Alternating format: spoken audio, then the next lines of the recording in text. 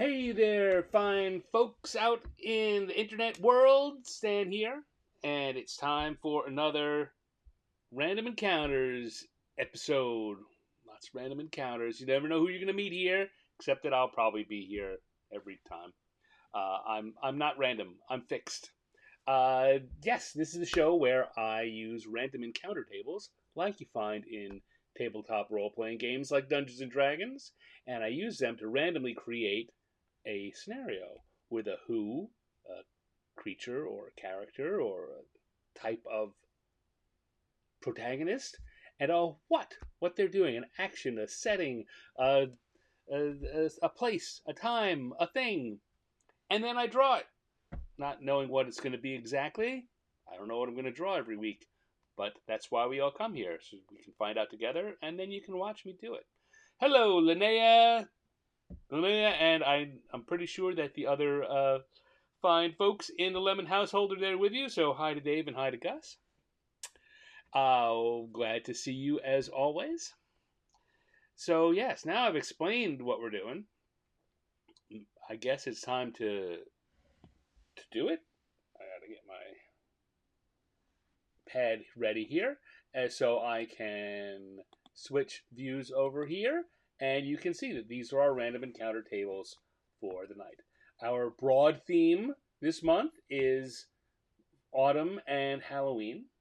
And I've kind of tweaked the what column to fit that.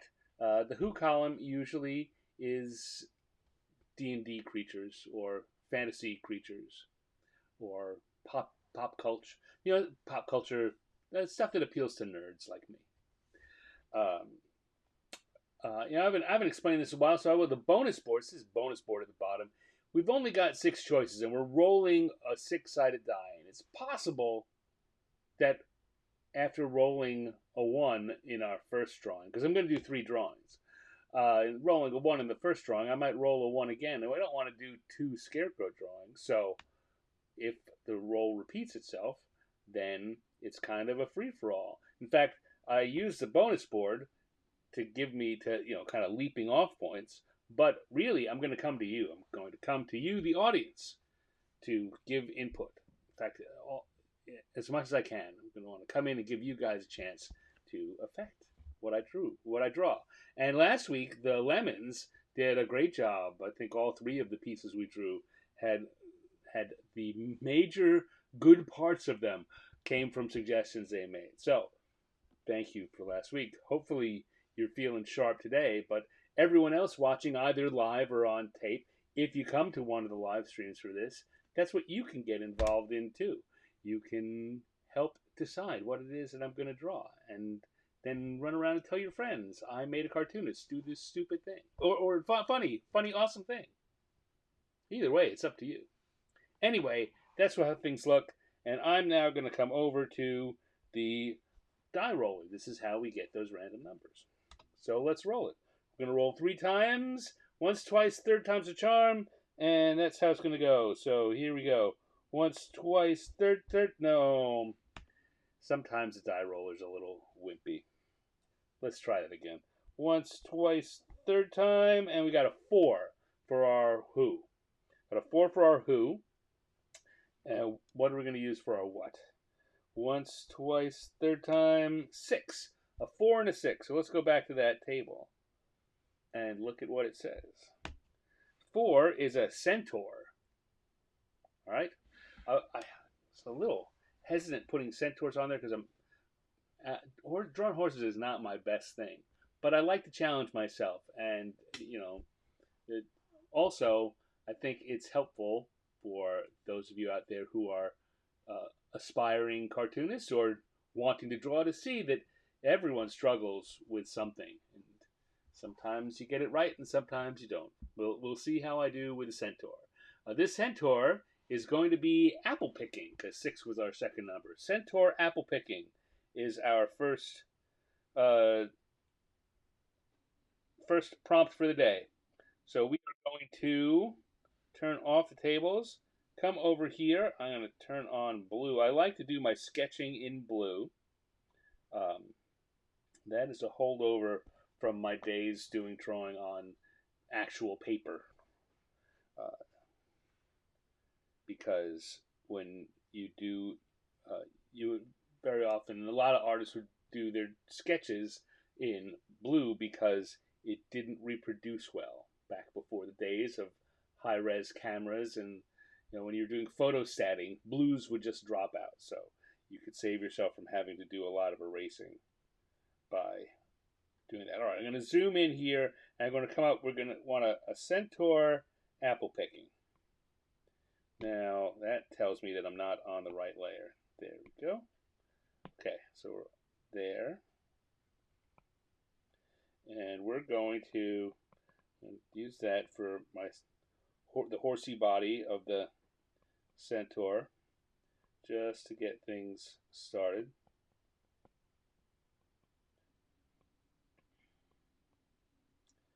And on top of the centaur, so a centaur has a horse's body and a human's torso, upper torso.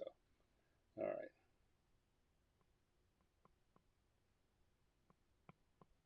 So we're gonna have doing apple picking. You gotta reach back, right?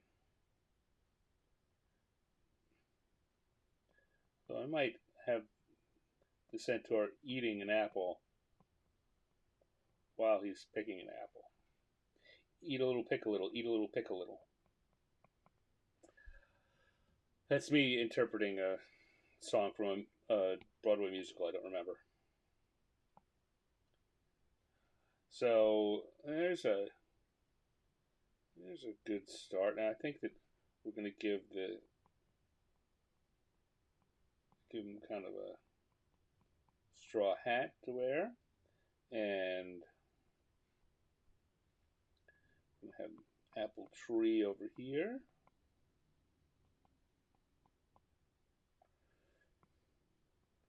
It's going to have apples on it, because otherwise, why would you be picking them?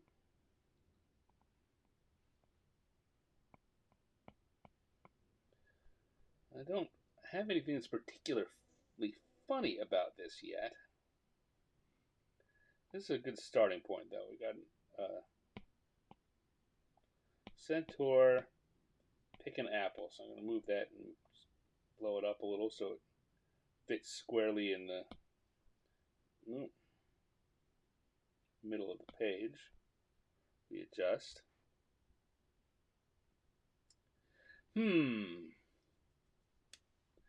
Now, I'm trying to think of a gag I can put in this. Maybe there just isn't one, right? Maybe we'll just do a straight drawing of a centaur picking apples. Nothing says everything has to be a joke. My mother and almost every teacher I ever had tried to convince me of that.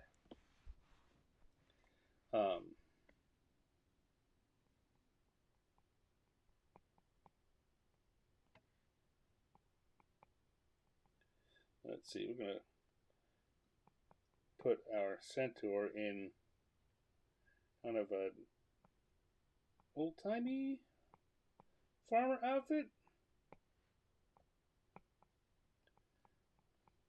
A vest, and sleeves rolled up, reaching to pick apples. What could be funny in this? Hello, Marianne. Thank you for joining us.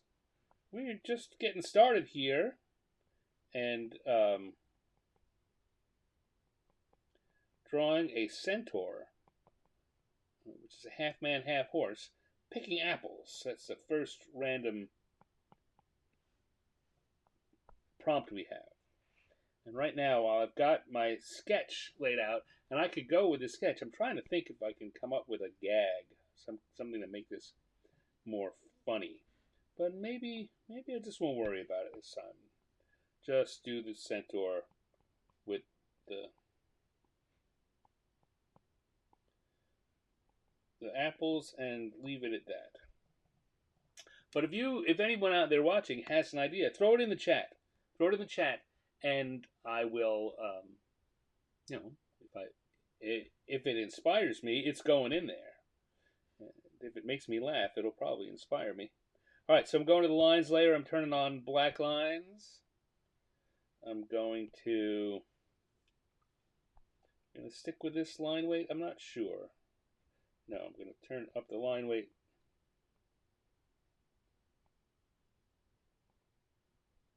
I always say you start with lines you're confident in, because as you go along,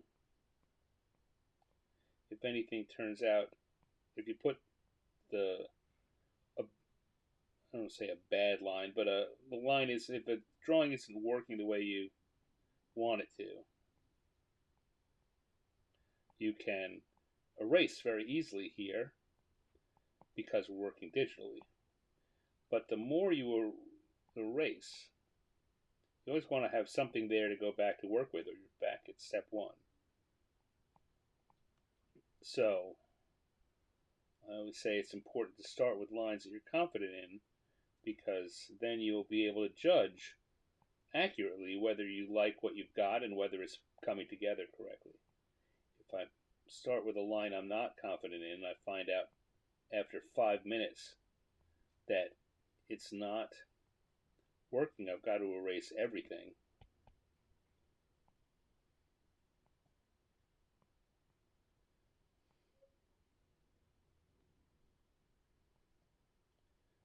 And that's no good. That's just a big waste of everyone's time.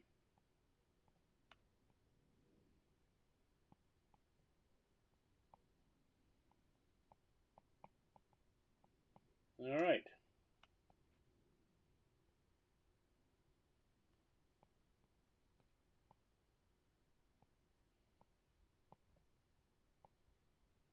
Now he's reaching up there. You can see these sketches coming together into something that makes a little more sense. And as I said before, horses are not my best thing, but I think I've kept this simple enough that this will work.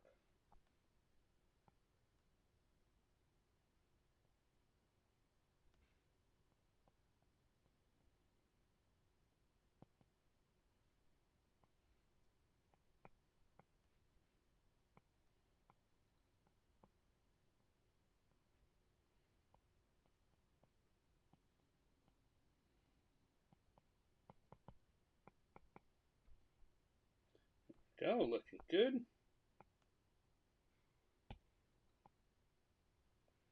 And people often ask me how it is that I do this so quickly. And I have to say part of that is a combination of, well, it's kind of, part of it is skill. I won't say that skill has um, no part in it, but a large part of it, larger than the skill, is practice. I've practiced drawing quickly, and learning some tricks. It's always important to have tricks. Um, and one of the tricks is to think in large shapes. Go back. You know what? I'm going to here and turn off my lines layer so we can just look at the sketch. And look at what I did right up until I got to the human part. Everything's very large shapes. I Let me come back here and work in the blue again so you can see. Right, the horse was kind of this hot dog shape. I started just making that hot dog shape because I know that comes in the having drawn them before, that's roughly the way a horse's body is shaped. Break it down to a very simple shape. Right, and then on top of that I added this little P or paragraph symbol because that's how hind legs work. Right? And so it's just very simple shapes. And then you adjust them little by little. And then part of what happens is I can look at that and I see which of the lines that I put there is important and which is not. And to the casual observer, that you watching can't tell a difference when I put a new line down in my head, that means I'm ignoring one of the lines that's already there. And so you learn to draw quickly, or I learned to draw quickly by breaking things down, learning to break things down into large shapes that I know represent several smaller shapes together. And then once you have that on, you start. The more you do that, the more you're able to um, the more you're able to uh, get going with the drawing with less and less apparent information on the page. I used to, particularly when I was doing work on physical media, I would always do almost full drawings in pencil before I started putting any ink on the page. Because once you put ink down, particularly on a physical piece of paper, it starts becoming something that is you either can't or it's difficult to move. Now, again, because we're working digitally, that changes a lot of everything. Every line can be very easily removed because it's not it's not a physical line on a piece of paper. Uh,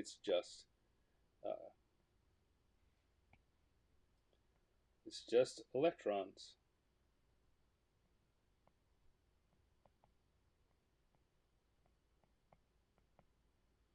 All right, so I'm going to put an apple there that he's reaching to get, and we're going to put the leaves on the. Get a again here. I'm even here working with a large shape, so I'm gonna. I know that I want the tree to be roughly that size, so I start putting in large shapes, and then I add details to flesh it out.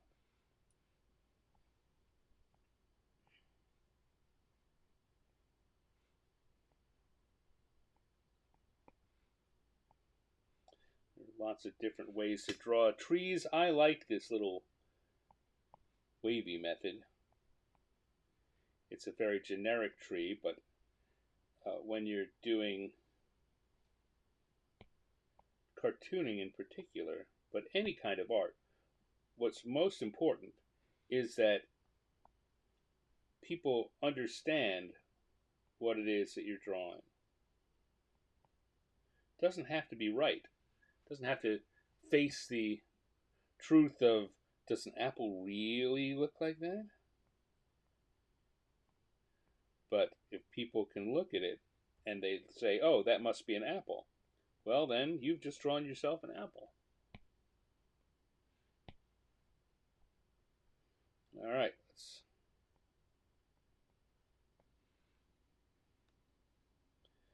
got more apples on this tree.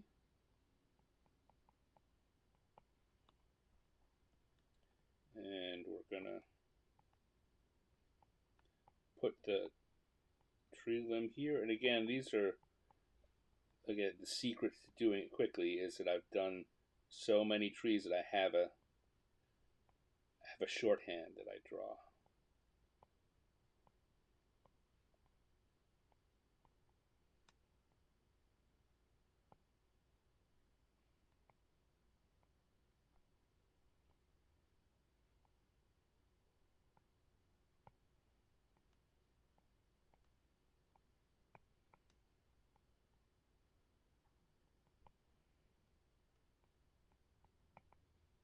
All right. But I still don't. I think I still don't have a gag, and I think this at this stage, I'm just gonna say, no gag's gonna happen this time. We're just gonna draw a centaur, picking apples from a tree.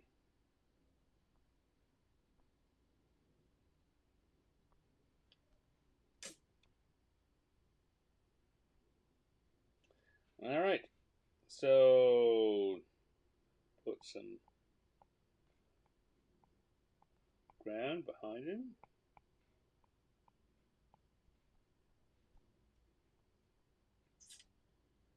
Um, don't know what people are going to think. Almost all my drawings have a joke somewhere. Maybe tree ant says ouch. Oh, Linnea and Dave, damn you and your. That's very Wizard of Oz. Um, Now I'm thinking about how to work that in. Now that I've gotten this far, it again. I said talked about you put a line down you're confident in because anytime you change it, you've got to remove stuff. If I'm gonna do that, which is a good idea, I'm gonna have to remove a lot of stuff. I'm gonna have to rethink some things about this drawing. Um,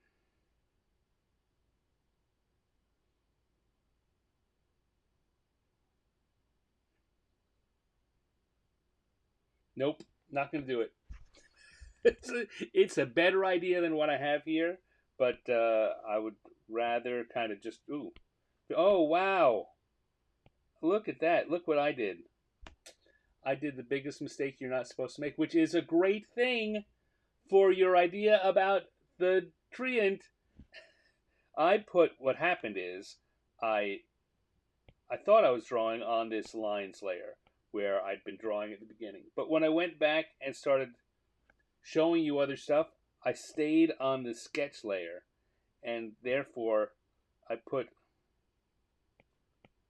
all of this drawing on the same layer with the blues. So you see, if I erase, oh, come on, just to explain what's going on. So if we're on the lines layer, and I want to erase this, nothing erases. If I erase on there, I can erase the centaur because he's drawn on the lines layer. The tree, however, is not there. The tree is on the sketch layer. And so I can erase the lines there. But that means that also I can't turn off the blue. I can't get rid of the sketch. Oh my, oh my. All right, so let's make a change. So we're gonna get rid of this sketch layer, or we're gonna clear off this sketch layer. Right? Yeah, no, you know what? I'm gonna come into the sketch layer and I'm gonna use a lasso tool here. And I'm gonna grab the tree and I'm gonna erase it. Gonna cut it. It's gone. Now if I turn off the sketch layer, you can see we're left with the horse, although the tail also is on the sketch layer. Ooh boy. Pay attention to what you're doing when you're drawing. All right, so I'm going to erase that tail.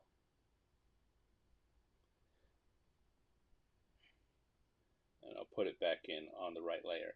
But I'm going to come back in here on the sketch layer with the blues, and I'm going to switch things around a bit. So I'm going to grab both of these layers, and I'm going to shrink it down a little and move the. I'm doing that so that now I have more room for the tree. Before, the tree was just kind of stuck on the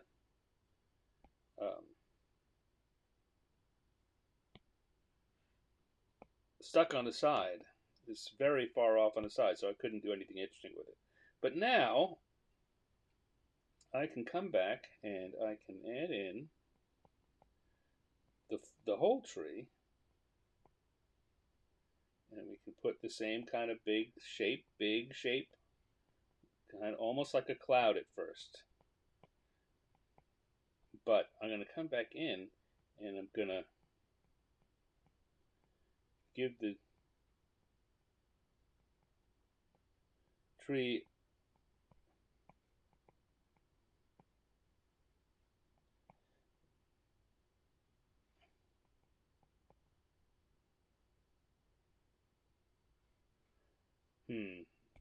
remember there's a difference between the branches and the arms. So an ent or a treant is a living tree. In the Lord of the Rings films, they were just called Ents. But they look like trees, but they are basically living trees. So the same kind of thing. I said this when the idea was suggested a minute ago. Uh, it's like the scene in The Wizard of Oz where Dorothy's picks apples off a tree and the trees yell at her. Those were not. Those were created by the Wicked Witch. They weren't treants. They were enchanted trees. But in D&D and other fantasy games and settings,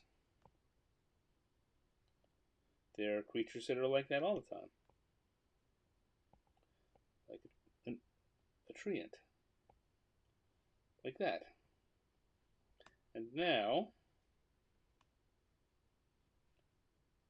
I can go in and draw that. And we'll keep uh, our centaur.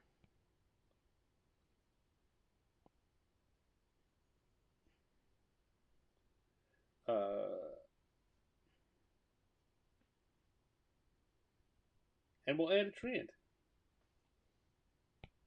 All right, so let's go back. Now I need to go back to that lines layer so I don't forget and start drawing there. Come in again. We're going to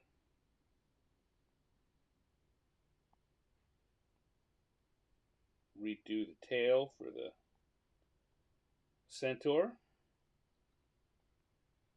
You can see it looks very similar because I had thought about this in large shapes, and large shapes are easy to reproduce. Okay, I've got to once again go to the sketch layer. This is danger zone. So I need to erase these black lines that are there currently so they don't confuse me. I am apparently very easily confused. Come back to the lines layer, and we're going to go from here. All right, still using the concept of starting with lines you're confident in. It's kind of weird to say something this squiggly is a line I'm confident in, but I think it's because it's squiggly, it's hard to get wrong as long as I match that rough, large shape we've been talking about. It's good. All right. And then come back and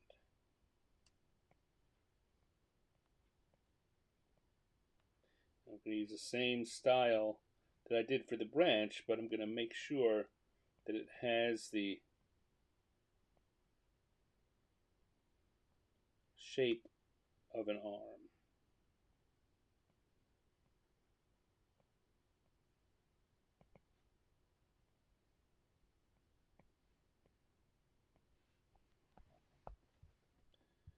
Now I'm actually making very sure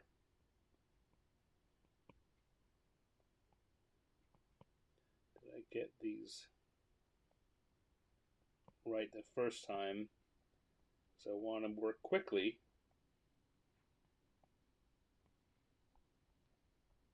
Because I'd still like to get 3 drawings done today. I don't see why you should suffer because I made a mistake.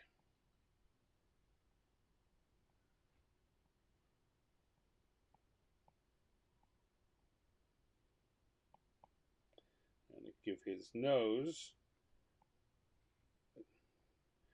definitely give it a twiggy shape.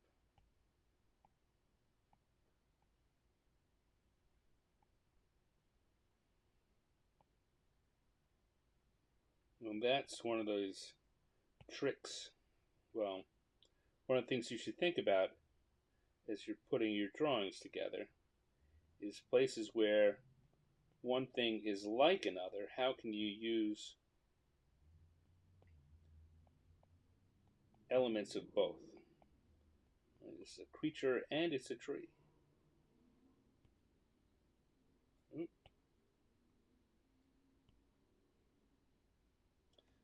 we go. I mean, now that face, except for that weird twiggy nose, is could be any kind of creature. But if I come in here and put in the bark striping, it becomes clearer that this is an ant or treant.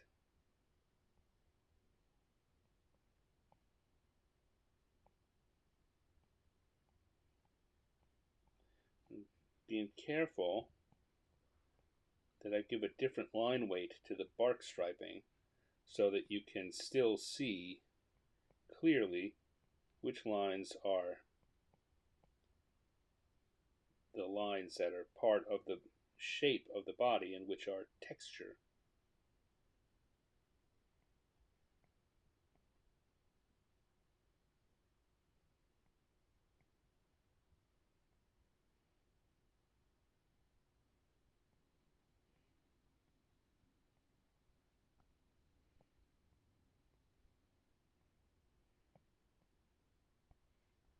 All right.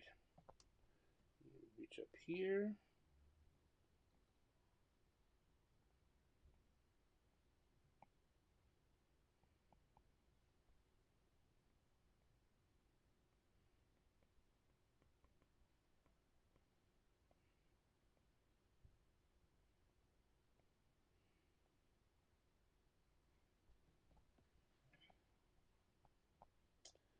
Put some apples on the treant. Some of them beneath leafy cover and some of them just hanging out there.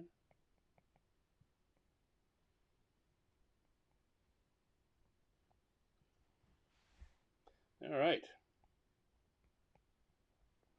And now, if I come back here and do that same thing with the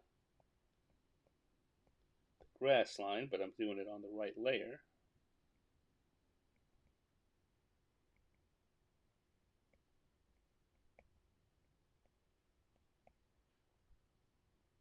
We have pretty good drawing. Pretty good. Pretty good. So I turn off the sketch layer, and now you can see that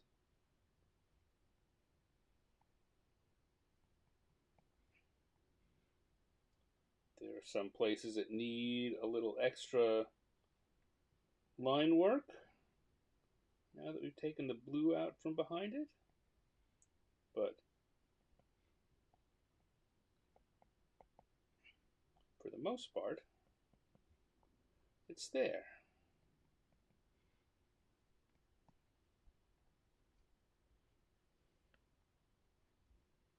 All right. Now I'm going to very quickly, because we're a little behind where I want it to be, where I usually am at this time. No channeling or couch banter. Thumbs on strike. All right, so I'm going to the colors line. I'm going to switch brushes to the gloaming brush I like to use, and we will quickly add some color to this.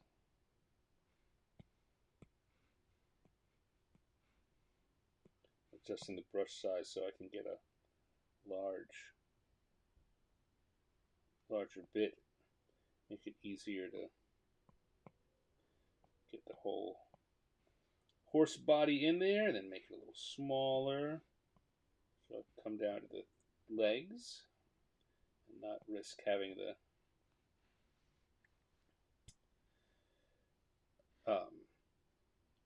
that color get all over the place. Going to do the vest. And maybe light green for the shirt. No, we're going to have green in a tree. Why don't we make it a light blue for the shirt? No, that's not a good blue. Here I'm Again, I'm making decisions kind of like with the lines, with the color. I'm making a decision. I'm putting something on the page and seeing if I like it. And if I don't like it, I take it off. And again, that's why you start with something you're confident in to begin with.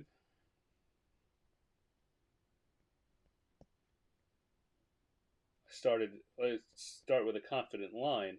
I was very confident with that brown for the horse. Okay.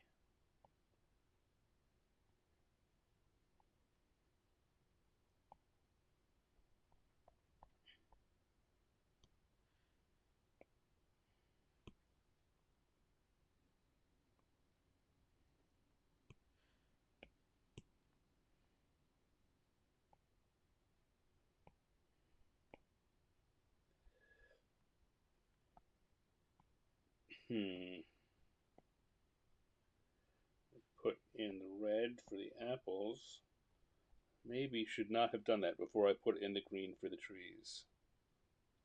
In fact, yes, let's take those all out and put in the green for the tree leaves first. Because it's a bigger shape, I can be sloppy. I can put it in.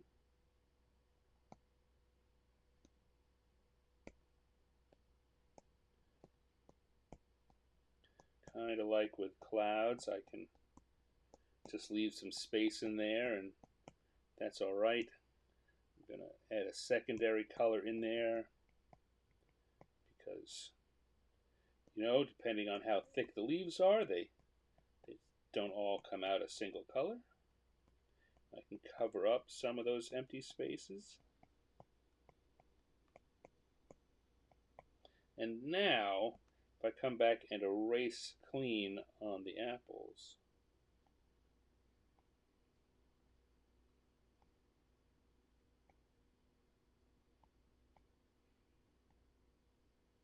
I can go back to that red color. Oops. And just make the brush smaller. And put the red apples out there.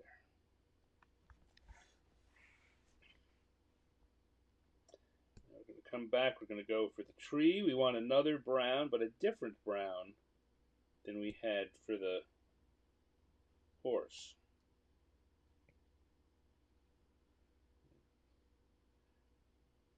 Think of a brown that you might see on an oak table.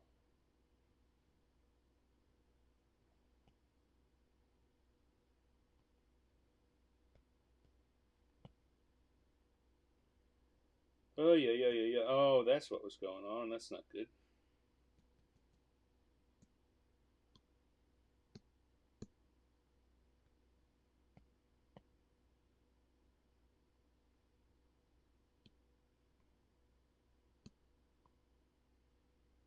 I had somehow switched the color.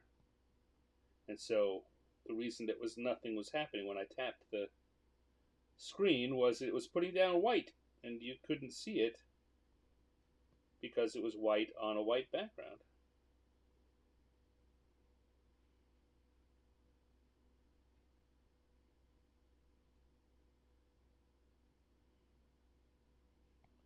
Again, I'm keeping it comfortably sloppy to get that crayony, markery feeling.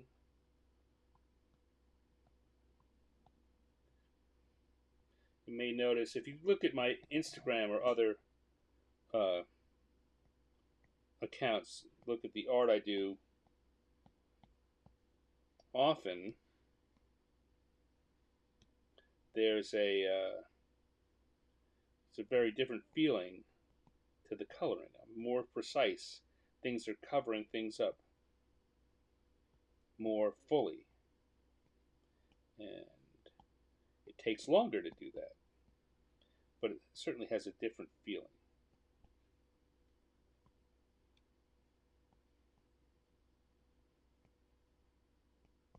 But I also use this same technique that I'm using here, I'll use for backgrounds and other bits that you're not supposed to look at too closely. Here we go. I have to zoom out. See that? Just gives them a little extra texture.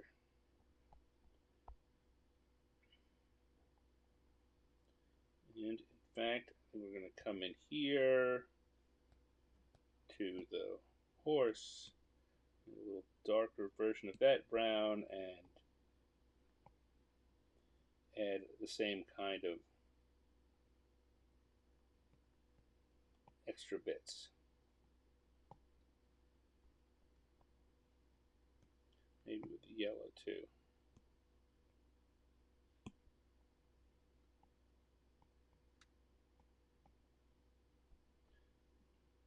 And then last but not least, let's get a different green and put that on the grass here.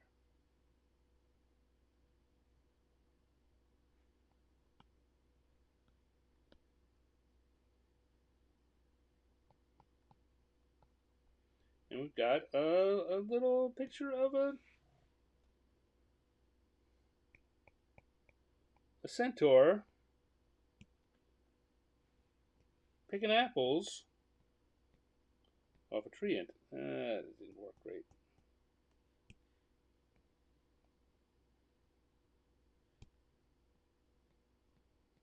There we go.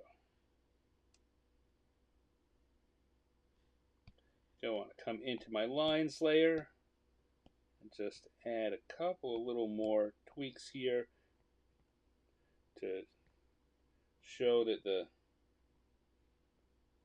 treant is distressed.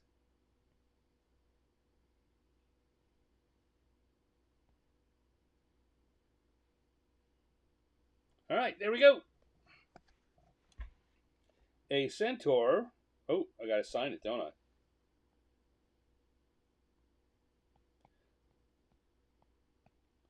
Always sign your work.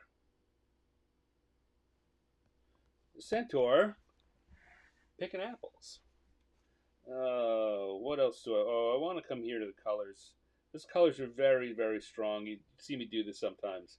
I think this will look better if I drop the opacity, but drop the saturation of color just a little bit. 10%.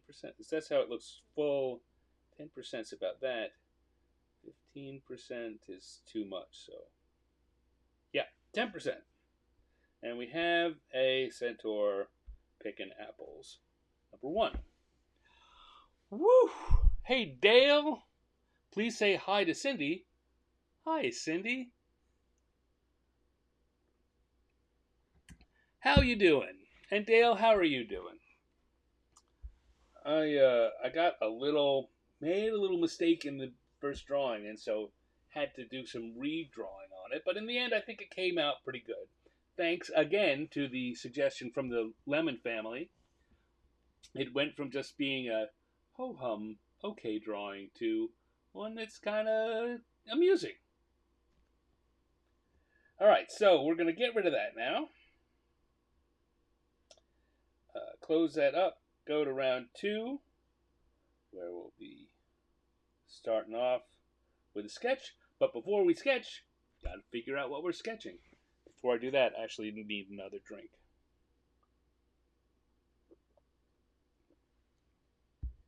All those mistakes made me thirsty. So, let's come over. Oh. And roll. Once, twice, third time. 2 will be our who, and once, twice, third time. 6. No, we're not going to have apple picking again. Sydney waves. Hi, I can't see you. 6 is apple picking, so let's see what we got on the who before we decide what to do next. So turn on, come on, turn on the tables, and a 3, was that a 3 we had? 3 is a vampire? Vampire. That's Halloween-y. But what could the vampire be doing? That's the question. So we could go for something off the bonus board, or I could re-roll, or if you guys have any suggestions, you can throw them out. Got vampire. Vampire is our subject. Vampire is our who. What is our what? That's the question. Cindy, if you're yelling anything at the TV, I can't hear you. Dale's going to have to type it in.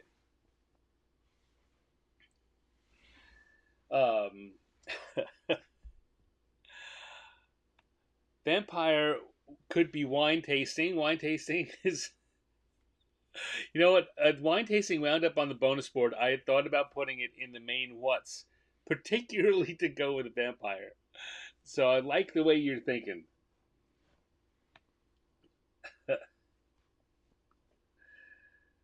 I just, in fact, the other day, this reminds me, saw an old Sergio Aragonés uh, cartoon that he did for Mad about a vampire biting a guy who had just staggered out of a bar and getting drunk on that. All right, um, Cindy wants 5. Cindy wants in a pumpkin patch. I think we're going to stay away from going off the what's. Not because we could still roll it. We're going to have one more drawing after this. What if we roll a 5 then and we've already used it? On the last drawing of the day, I'm more open to that. So let's save the 5. Maybe we'll put that in our third drawing. But let's get going here. Turn that off. We've got vampire, and we've got wine tasting.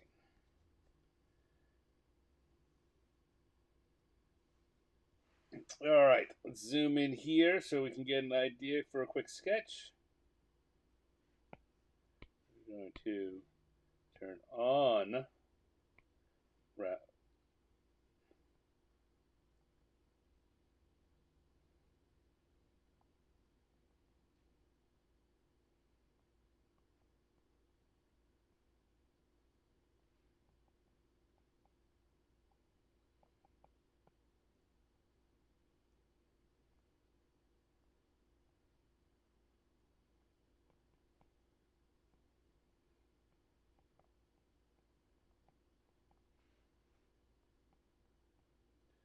and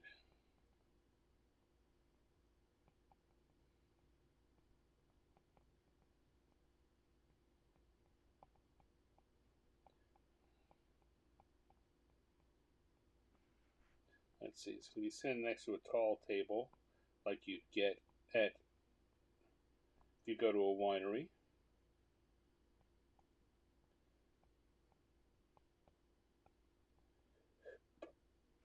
Like that.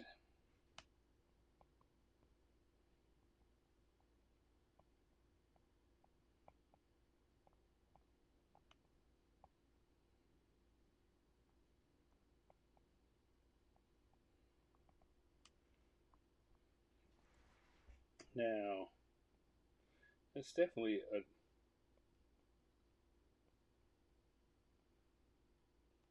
vampire sipping some wine. Now what?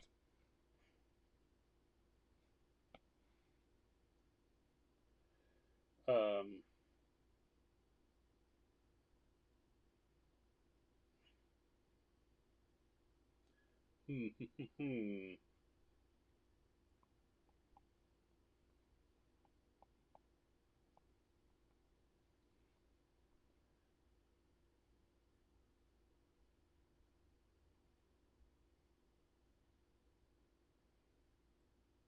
I'm thinking. I'm quiet because I'm thinking, and I'm very good at talking, or I'm pretty good at talking while I'm doing.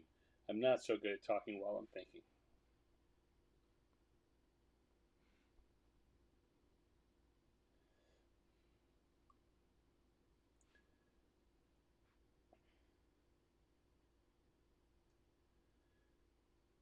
And I'm trying to think of whether I could just draw this. It's good enough. Let's see, we can have a carafe over here, maybe.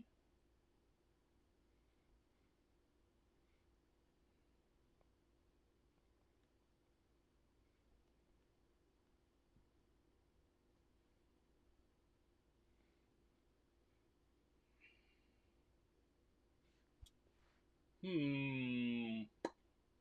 And say, well, I'm fighting the urge not to just do something that would completely rip off Sergio's thing that I looked at the other day, and B, even if I wanted to, his was a 3 or 4 panel gag, and it doesn't necessarily fit making that read uh,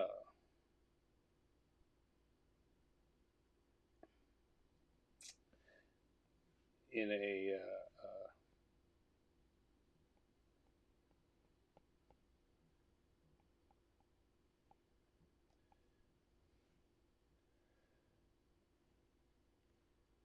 one panel, a single panel cartoon or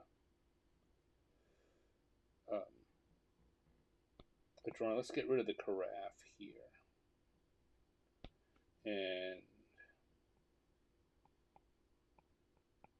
let's have a hunchback assistant over here.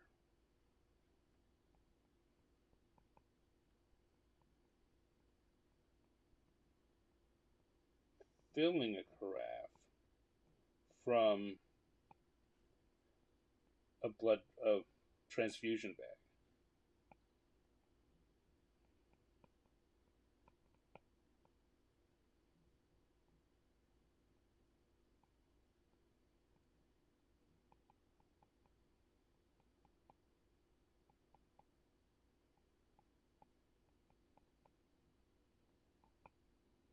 like that.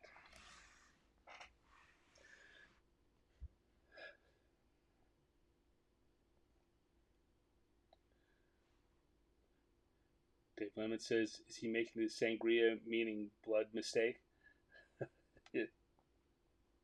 Maybe. All right, that looks good. Come here.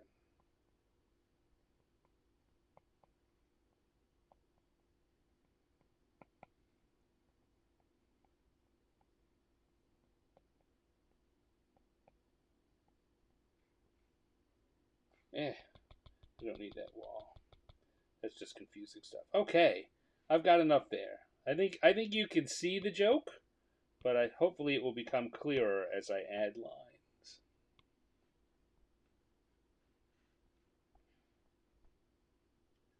We're gonna have just make sure I'm on the right layer since I've already made that mistake once tonight.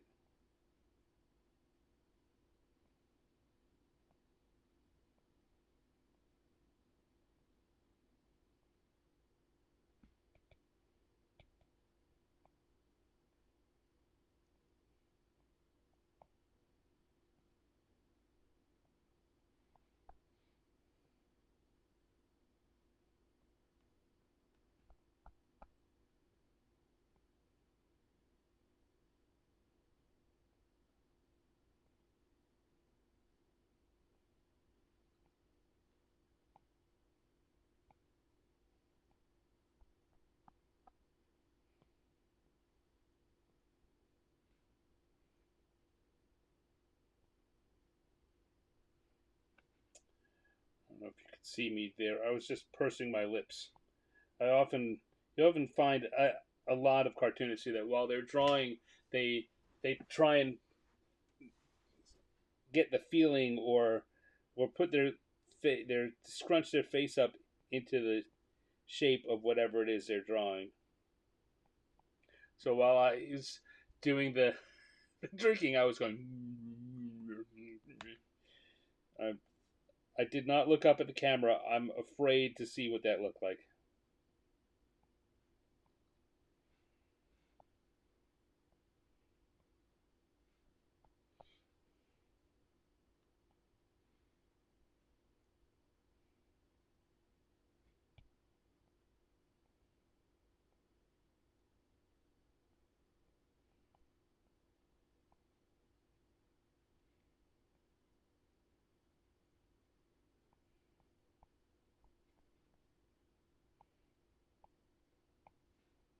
You're gonna have to give him a cape when all is said and done. That I've given him this big collar.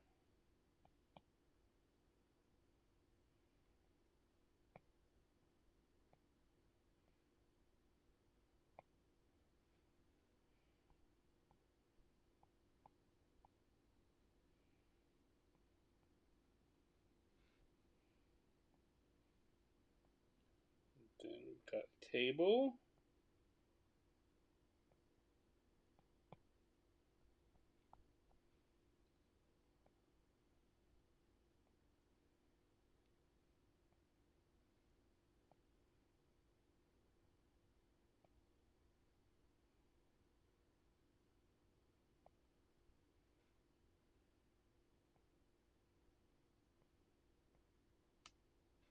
Hmm.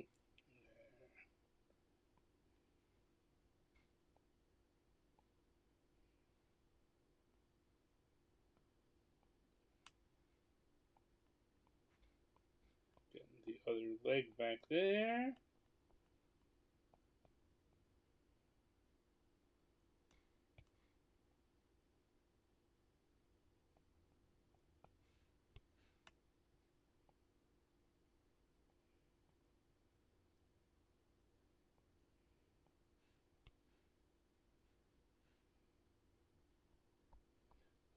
Right?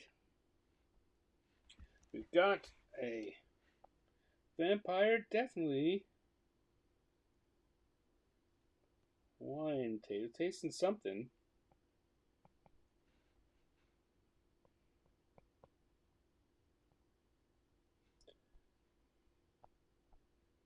And then back here,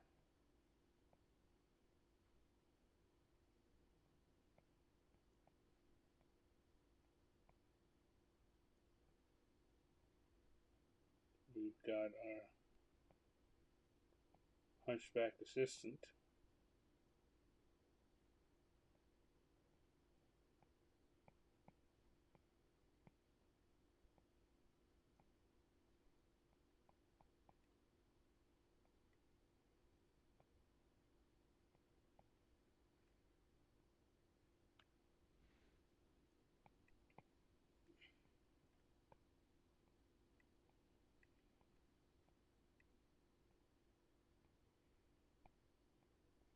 Who is holding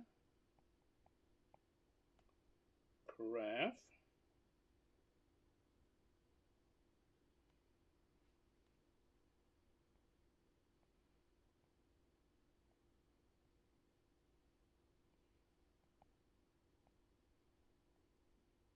And filling it from. Now here's where those I put all those lines in. I'm gonna have to get rid of some of them because oops. Ugh.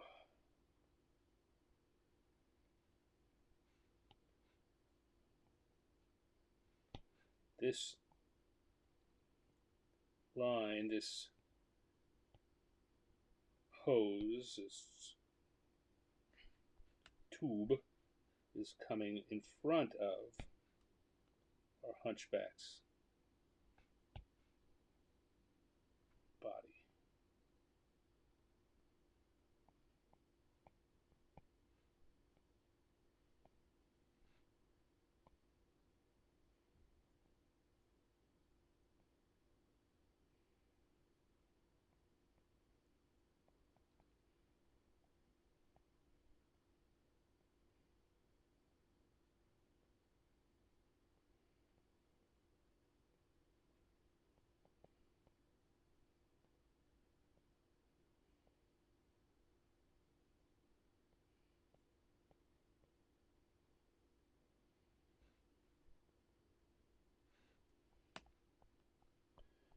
Then before I draw the hunchback, let me just put this in.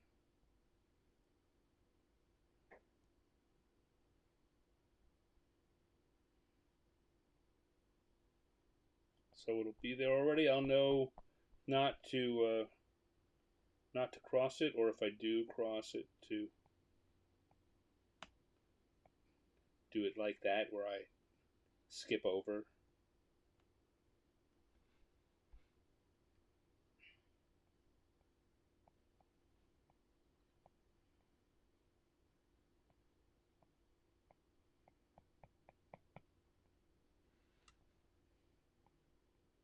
There we go.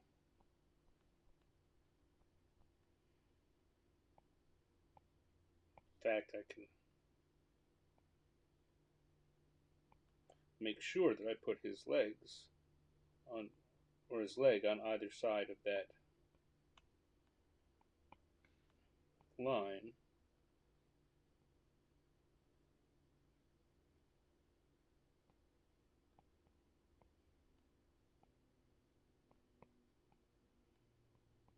So it's clear that he's standing behind it.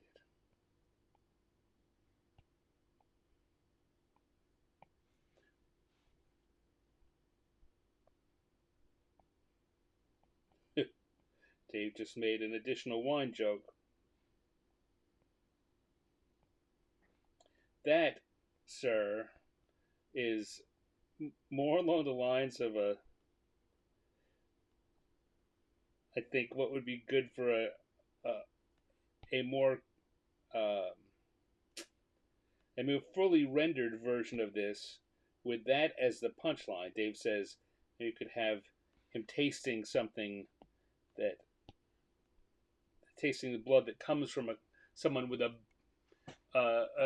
coming out of a clown, and then the vampire could be saying something. It has an amusing nose, which is a very good gag. It's it may be something I steal later in the month, but not right now. Okay, so come back here. I think we are going to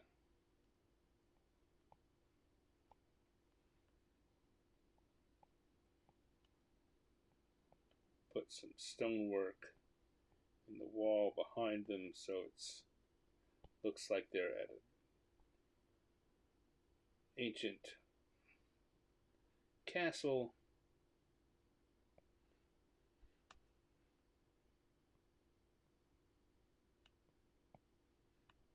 There we go. So I would turn off the blue lines. I can look at what we have here and decide where we might need a few extra bits here and there.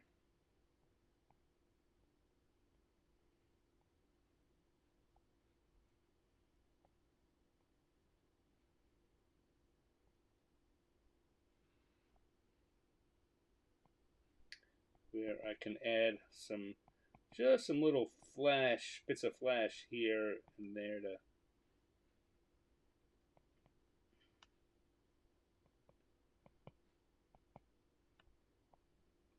fill it out.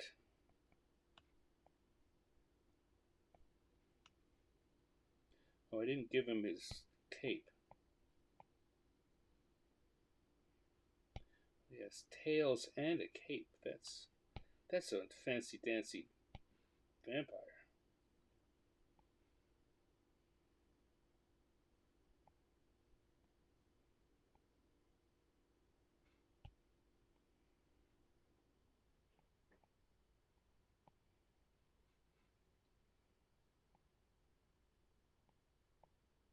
Okay.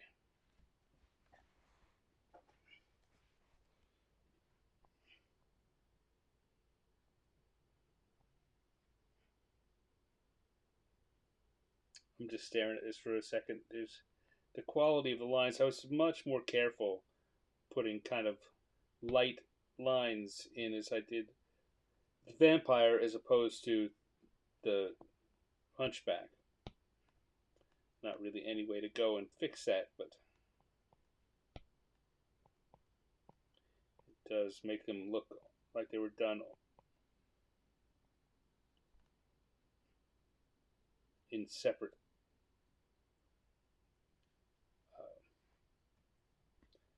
media.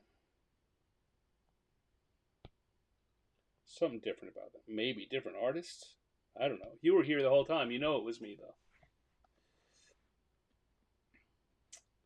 I'm drawing on the sketch layer. I am not drawing on the sketch layer. I'm drawing on the lines layer. I did that once already. All right, let's quickly come in here and do some coloring. All right, now I see one more thing I want to touch up here. The arm. There we go. Now we're going to go to the colored layer. go to the gloaming brush, and we're going to can start with a color that I'm confident in, and that is going to be the color of the vampire's suit.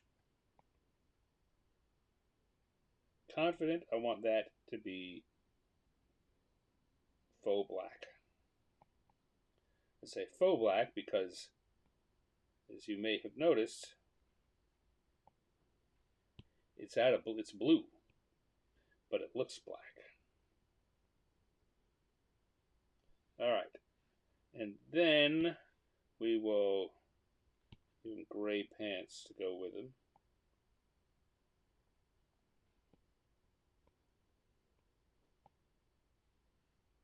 And then I'm going to give him a very dark red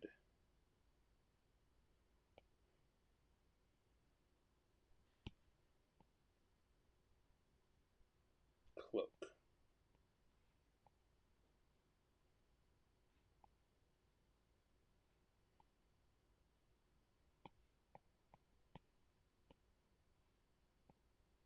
The inside of the cloak, we're going to make a red so dark that it almost looks black.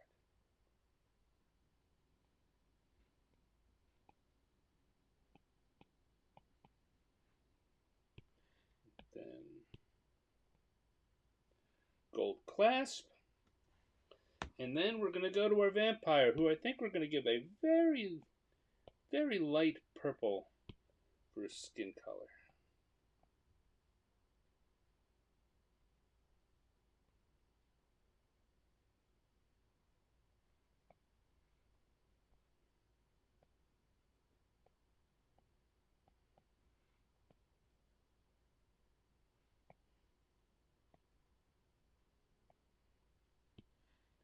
I'm going to give him yellow eyes. So.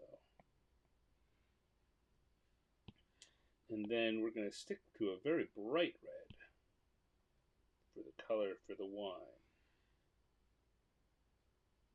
And then a little bit of blue to highlight the glass. All right, that's looking good. Come in and have a brown color for the table. Have a steel gray for the stand, and come back to the brown for the foot of the table. And then we'll come over to our hunchback, who we will give a greenish skin.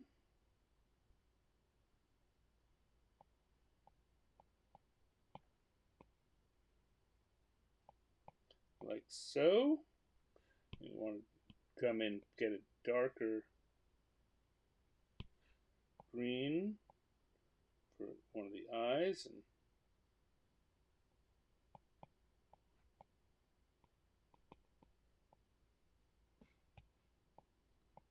the sallows of his cheek,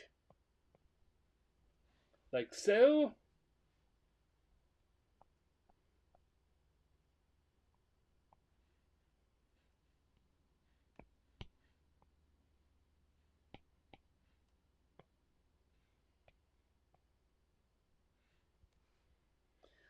Then, oh,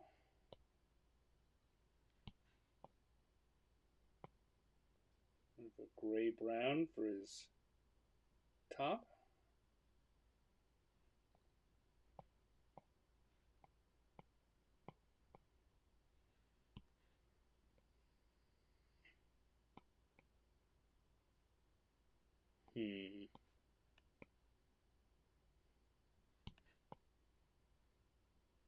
Maybe more of a earth tone for his pants. And a very dark brown for his shoes. Like so.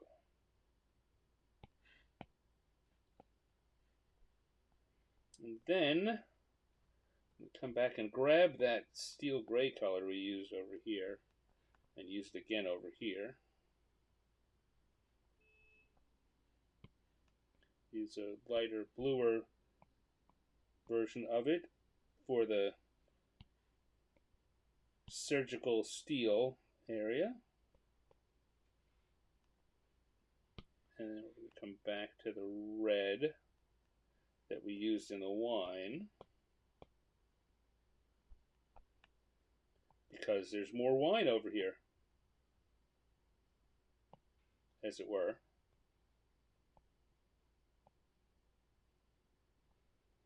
Make sure that comes through there.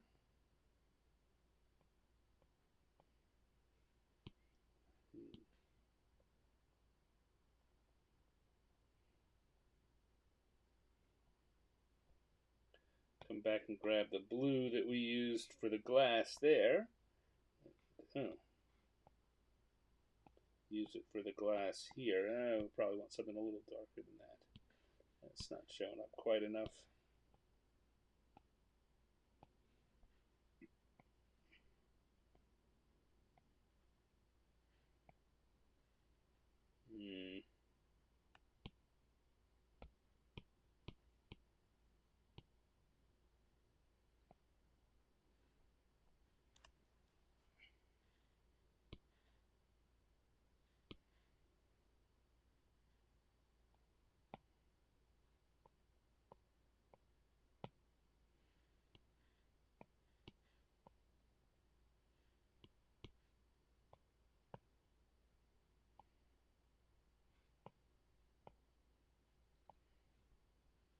Okay. All right. I don't know that we need to do much with the stonework. Maybe a little bit of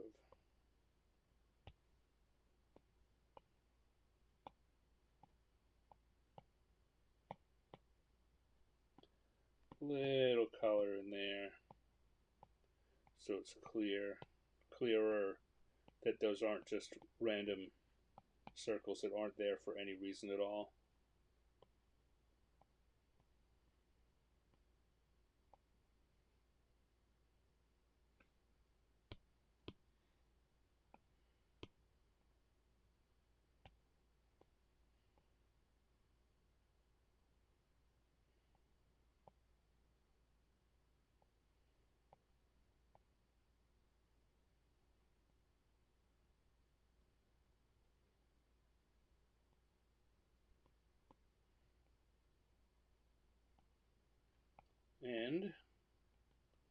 And he said not fully convinced. We've got a vampire wine tasting. Yeah. Back to that main layer again and put my signature on it.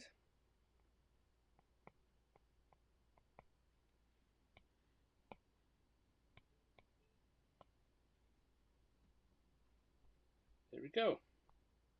Vampire wine tasting.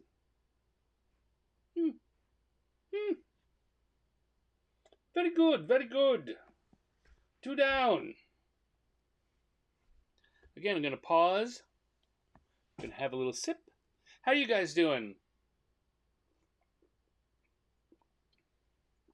Everyone having a good evening? Having a good October so far? I've noticed we've had 9 or 10, or at one point I think we had like 12 people in the room, which is, of course, very pleasant to me.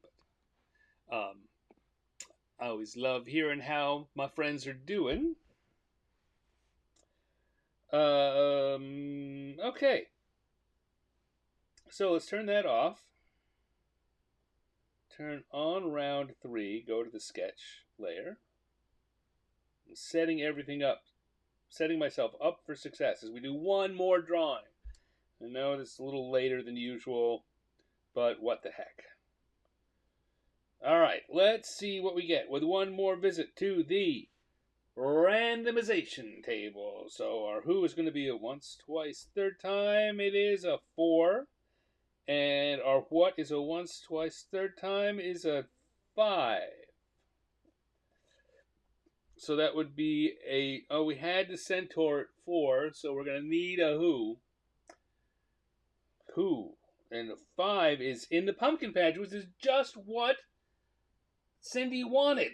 See, Cindy, you gotta trust the dice. Now the question is, who? Who is in the pumpkin patch? Now it could be one of the ones that are on our list, or our bonus board, or it could be something else entirely. Who is in the pumpkin patch? My friends, there are 7 of you out there. 7 of you out there. This 8 came and went. I don't know if one person came and another left, or if one person just popped in and decided they weren't having fun. But there's 6 or 7 of you for sure out there. Who? Who are we putting in the pumpkin patch? Doesn't have to be a monster, though it can be. It could be, as we see on the bonus board, I've thrown in just kind of regular characters. Could be a character from something completely unrelated. Popular culture. Thank you, Dale. Dale's impressed by my skill. Aw. Aw.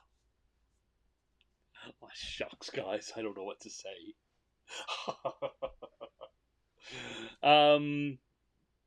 Yeah, but my skill needs a who in order for us to go further today. Lemons, any idea?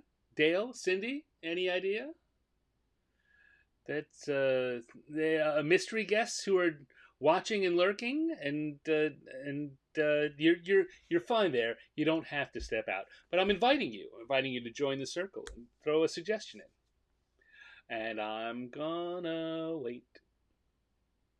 I'm gonna wait at least a minute or two. If it goes too long, I mean, I'll pick something.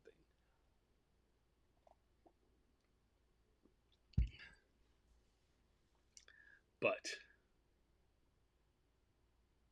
if you do it, well, you'll have bragging rights all weekend. You can show people what I drew and say, hey,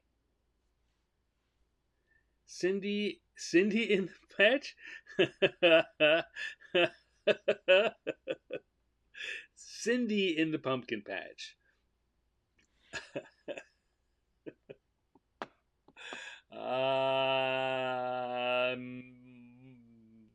I'd say you've sent me a reference.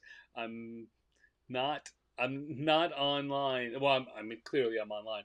I don't have my Facebook or my email or my other things plugged in while I'm doing the show, because last thing you'd want is for me to be distracted by what's going on Facebook while I'm trying to draw.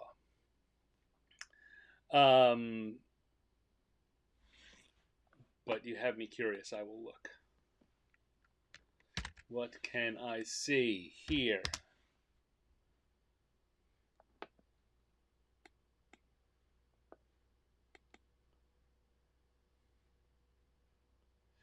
Also, things run very slowly because my bandwidth is being used to do the streaming.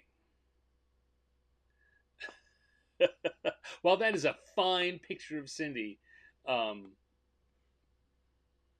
I don't know. I think that neither one of us will be happy if I try and do a drawing based on that.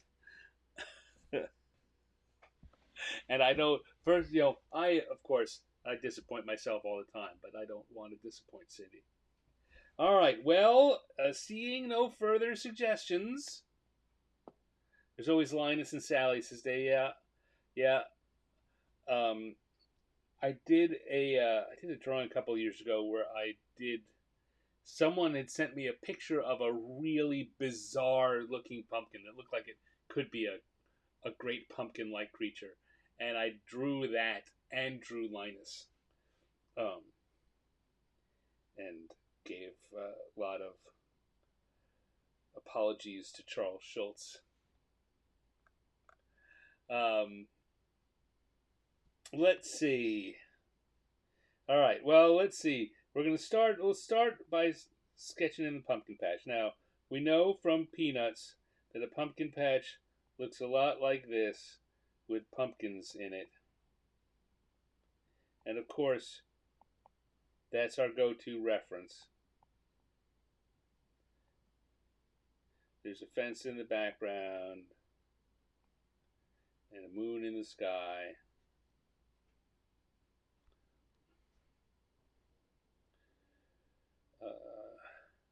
Scarecrow just seems like something that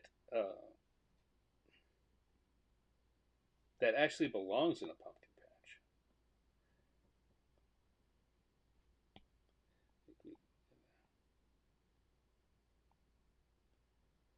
It's a pumpkin patch.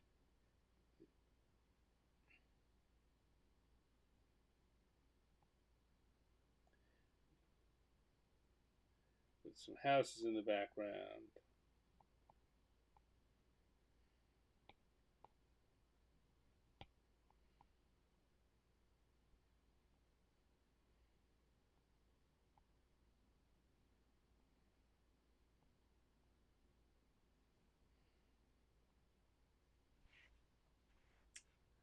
Um,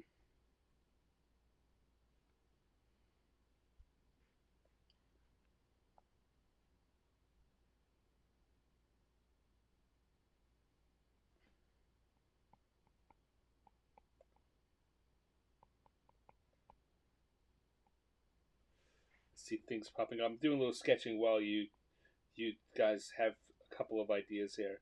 You see, again, this is a kind of big shape. Do large, loose shapes, and it still begins to look like the thing it's going to be. That's it's kind of the secret sauce in drawing things is to learn to do loose versions that you can accept might be the thing, and then use them to build the full thing later on.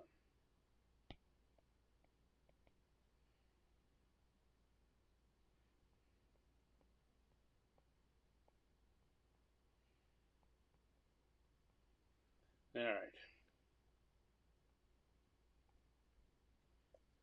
let's look up here. We've got a beholder. We've got Godzilla.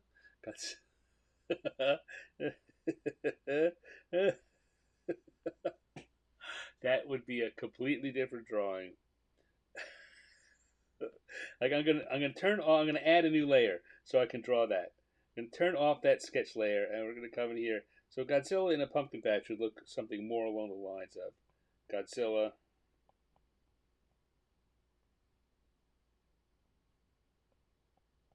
in a pumpkin patch. Maybe we could have him sitting down.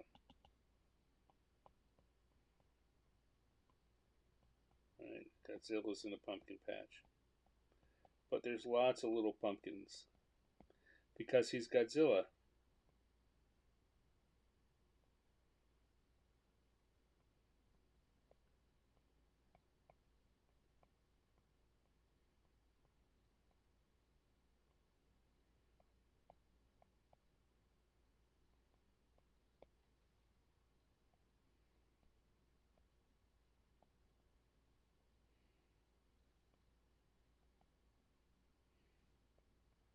Alright, well, that works for me.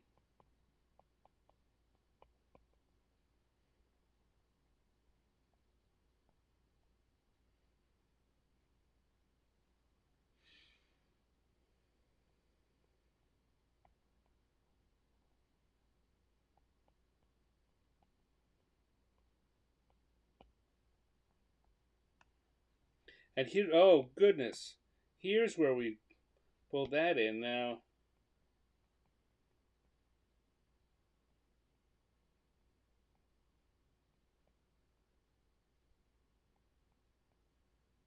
Hey, I'm terrible at drawing Peanuts characters. I need to pull up a reference.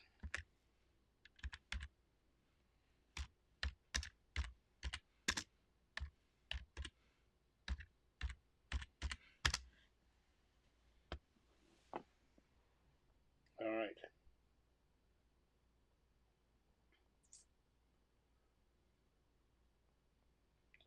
And I can come in here.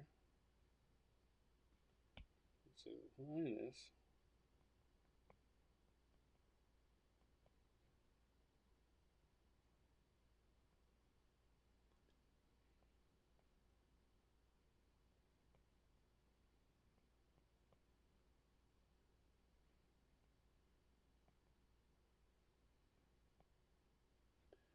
a little something like this. The lined shirt. Godzilla can have him in one hand.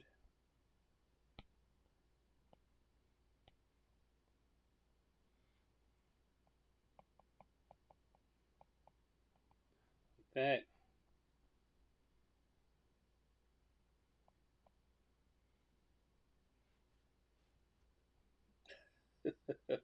Come on, great pumpkin. All right, that's a good start. Oh, I'm liking this. I'm liking this. So let's go to the lines layer. Got a very. So let's talk about starting with a line I'm certain of. Picking that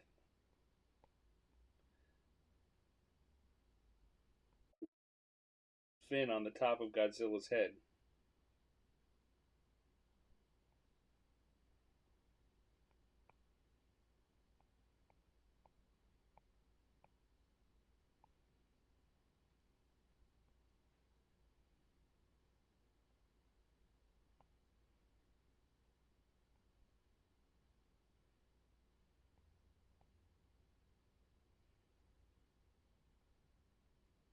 Hmm.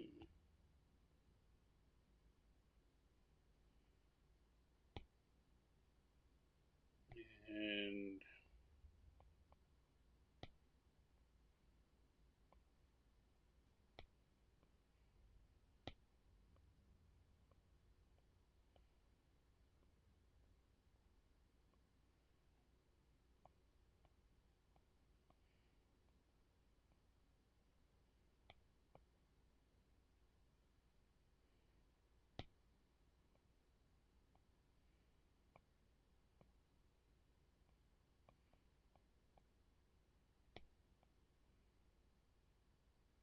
so I think what I'm going to wind up calling this, even though it's not actually it, is Godzilla versus the Great Pumpkin.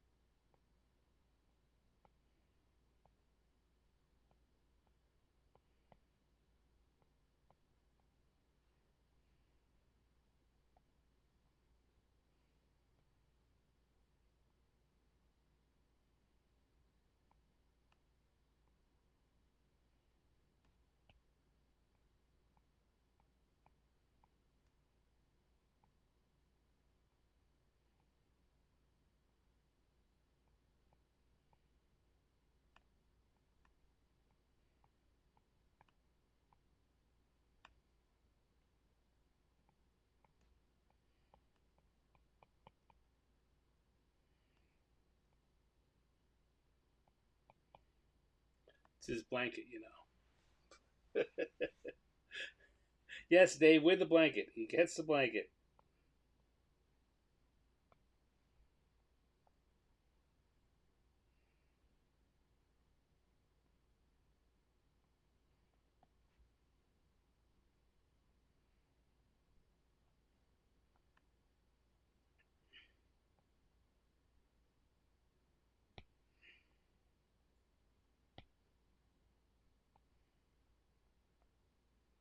And then I'm going to make a smaller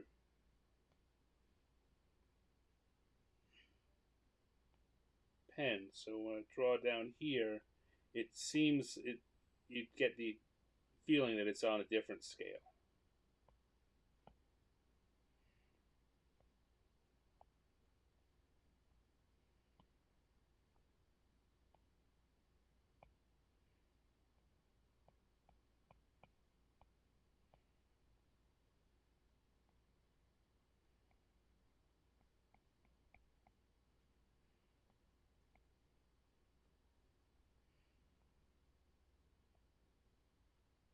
Linus and the pumpkins and everything down here is drawn with this smaller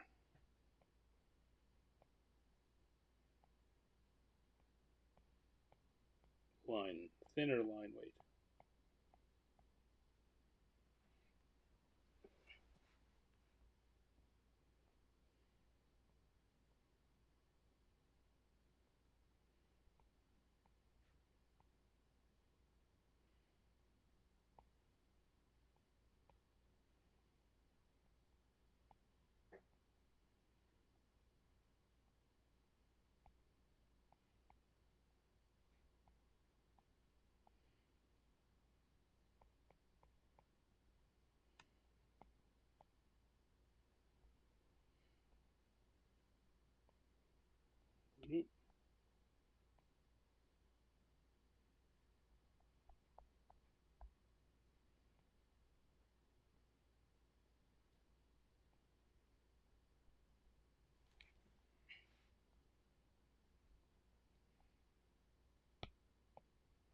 Linus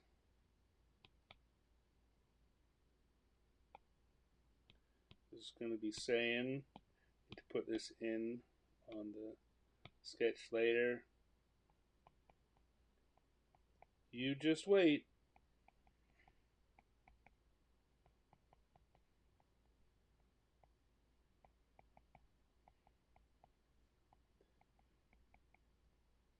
The great pumpkin will be here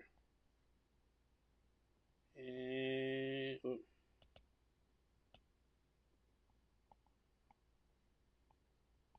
any minute now.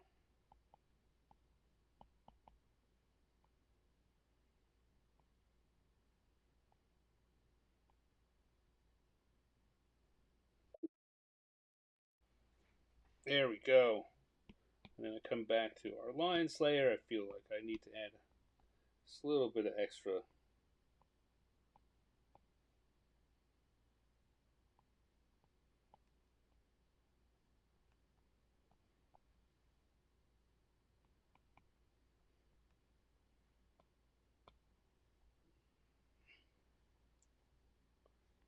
Okay.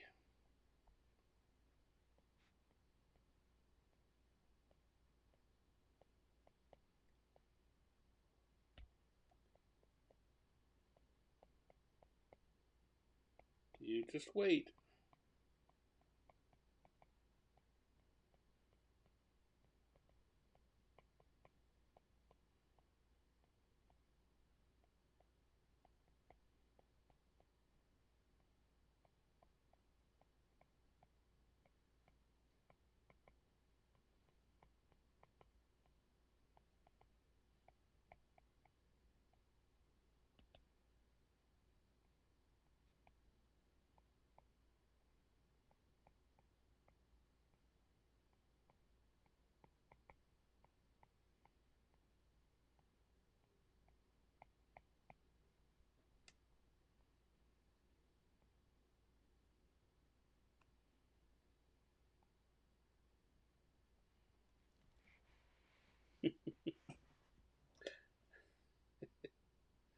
All right. So now let's turn off the sketch layer, go to the colors layer, and add a little bit and wrap this up. That's a Godzilla color. No, gotta go to the correct.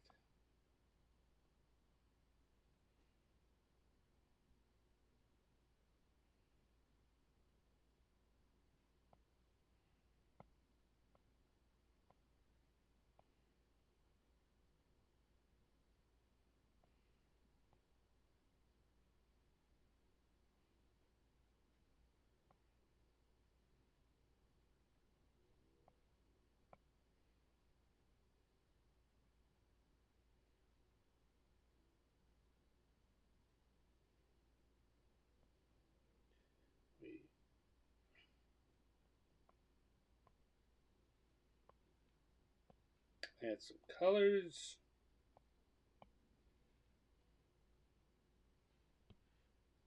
I think that whole thing might just be a little too dark, but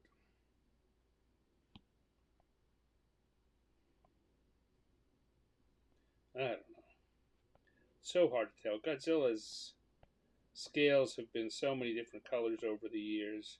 There's not really a right or wrong, there's just personal taste.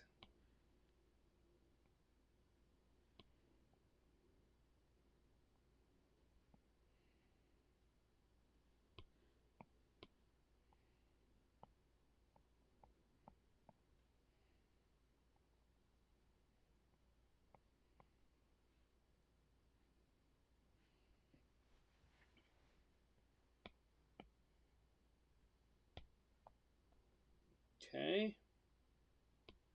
And we need a red for Linus's shirt.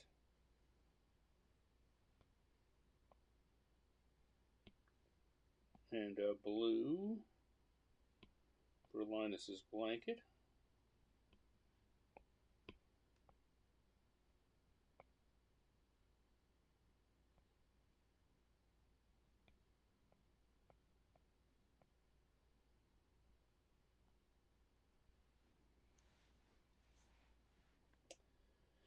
And then, all right, so now I'm going to do something else I don't usually do. I'm going to add another layer.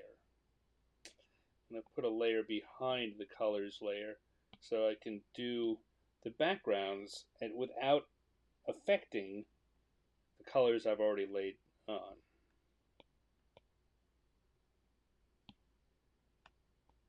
What do I mean by that? Well, you'll see. I'm going to put the color of the pumpkin patch there. Erase out where the pumpkins are going to be.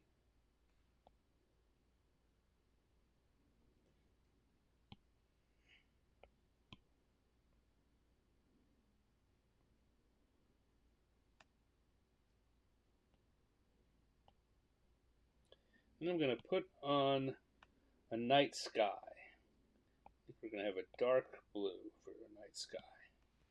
And I can worry about it. Now it looks like I'm affecting it, but really, if I take this layer out, you see that I'm not really touching it. So I can draw in there and then erase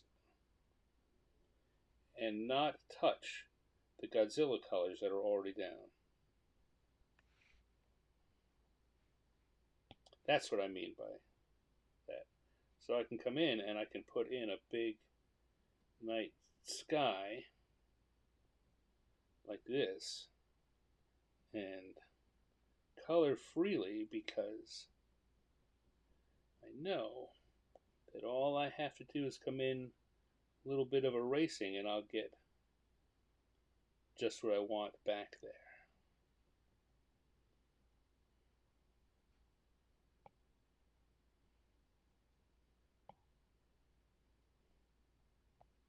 So we'll do that.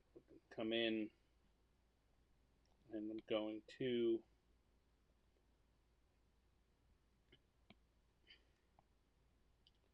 erase.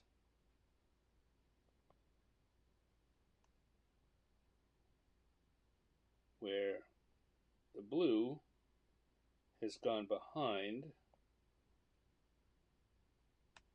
the coloring I already did.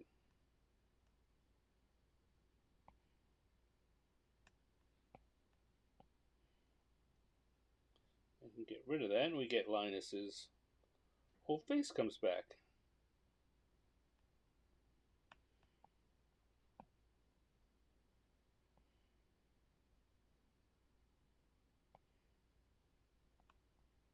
And we get the same thing here with the word balloon.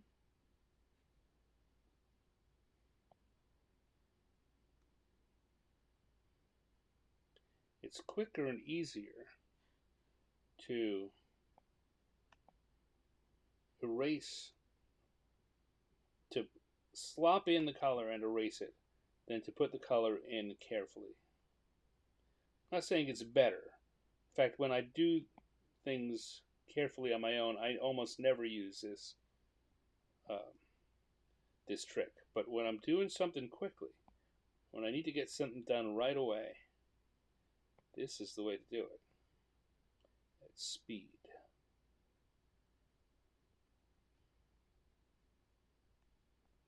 There we go.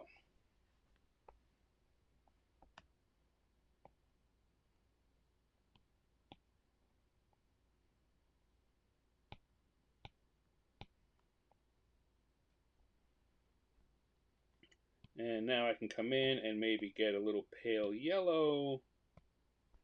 Put that in the moon. And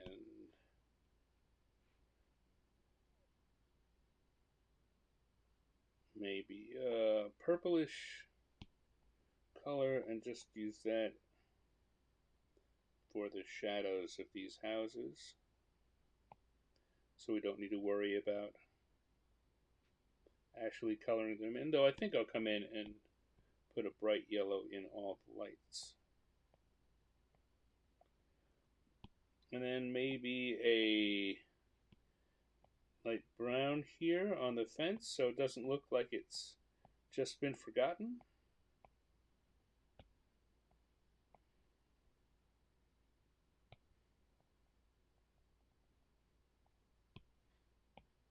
Of course, the pumpkins need to be orange.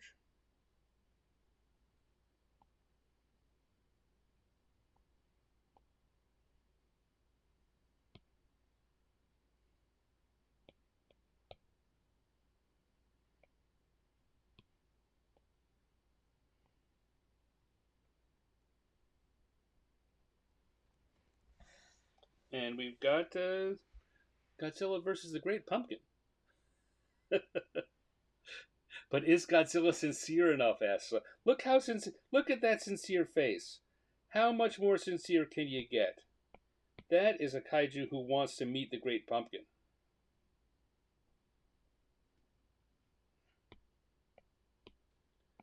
Let's come in here and stick a stand on it.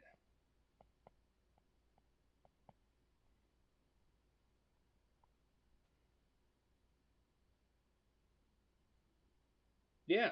One more little line there.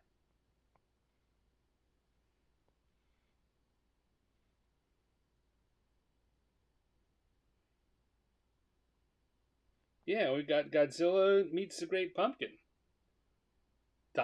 question mark. Godzilla meets the Great Pumpkin? All right, so there we go. A little extra time because we had that little hiccup at the beginning, but hopefully I'm not keeping you folks from anything. You're not keeping me from anything. This is my fun on a Thursday night. We have had 3 fine drawings tonight. We have Godzilla meets the Great Pumpkin. We have a vampire wine tasting. And we have a centaur picking apples from a tree aunt. And that's what we got. That was a good one. That was good. That worked out great. So thank you all for joining me for another hour plus of random encounters. I, of course, am your host, Stan. I'm going to switch my webcam now. And you can join us here every Thursday at 6 p.m. Pacific time.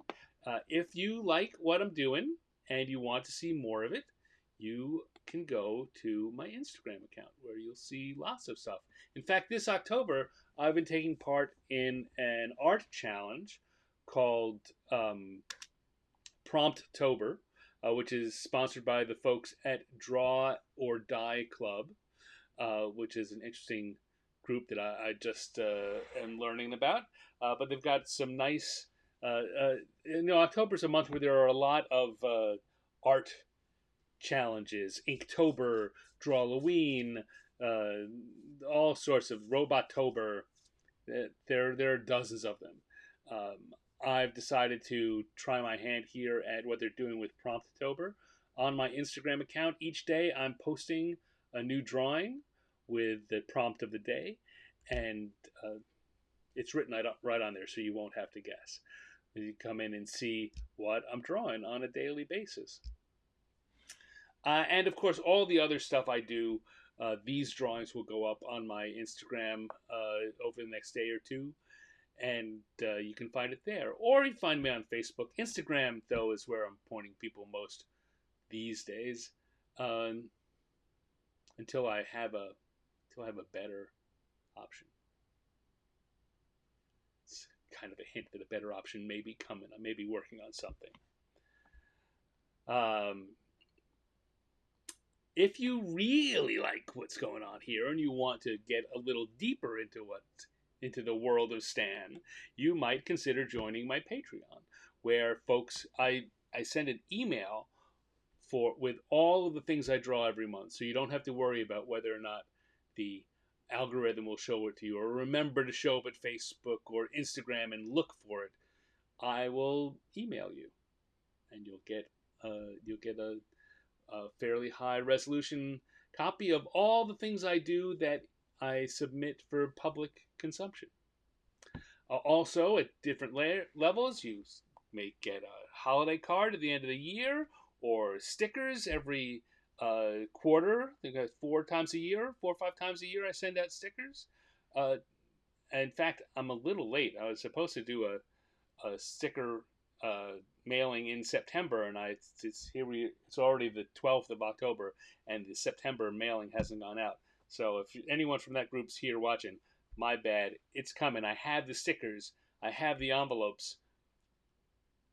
The stamps will be arriving tomorrow. I kind of ran out of stamps and was lazy about um, getting them again. What else can I tell you? Also, oh yes, my birthday. Next Monday, the 16th of October, is my birthday. I love my birthday. I love celebrating it. I don't ask for presents. I don't ask for people to send me things other than greetings. So if you're watching this and you want to do something nice for me, just send me a message on Facebook or an email or whatever on Monday wishing me a happy birthday, and that will make me happy.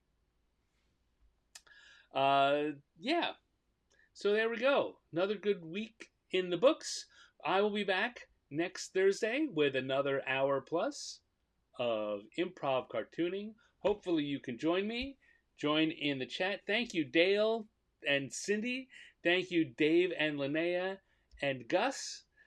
Thank you, everyone else who was here and may not have spoken up. Or if you're watching on replay, thank you too. I really appreciate it. Take a second if you haven't to give a like to this to this video. Give it a thumbs up or whatever it is on the platform that you're watching. It very much helps me. If you're not already subscribed to my various social media channels, and I thank you. I thank you for, even if you don't, I thank you for the consideration. Till next time, take care, everyone. Be well, and go draw something. Go have some fun and draw something. You'll have a laugh. I guarantee it. It'll be fun.